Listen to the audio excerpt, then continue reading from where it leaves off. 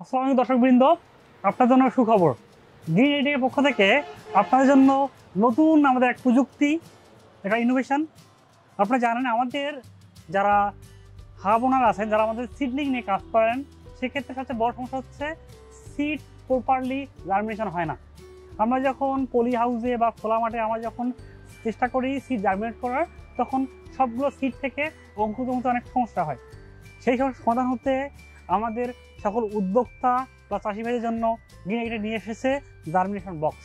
এই যে দেখুন, এই জার্মিনেশন বক্সটা আসলে কি, এখানে সহজেই আমরা সিড থেকে জার্মিনেশন করে তারপর সিডলিং করার জন্য আমরা পলি হাউসে আমরা সিড ট্রেতে দিতে পারি। আজকে আমরা এই যে জার্মিনেশন বক্স সম্বন্ধে আমরা আমাদের হাব ইনস্টিটিউটের কাছ থেকে জানবো এটা কীভাবে আসলে কাজ করে, তারা কীভাবে এটা পরিচালনা করে।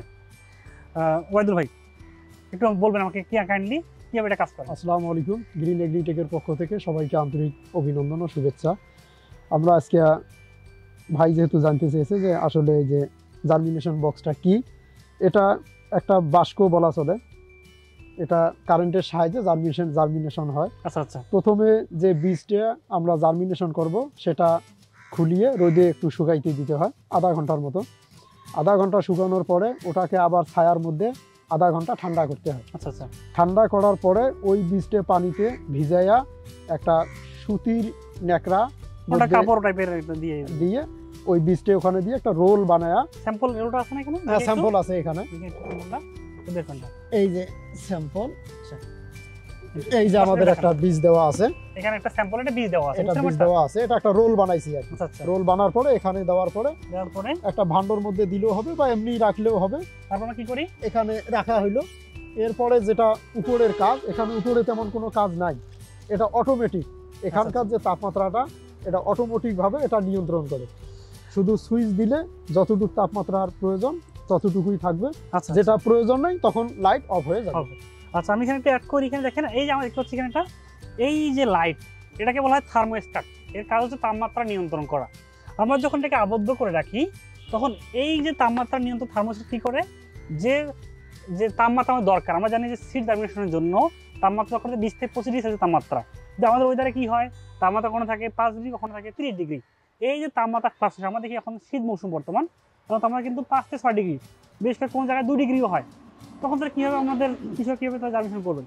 তখন এই যে জার্মিনেশন বক্সের মাধ্যমে তারা যদি এটা ইউজ করে, তখন কী করবে, তখন তাদের প্রয়োজন মতো তারা সিড, এখানে কিন্তু প্রায় 5 থেকে 10,000 সিড আমরা জার্মিনেট করতে পারি খুব সহজে, কোনো প্রকার ঝামেলা ছাড়াই।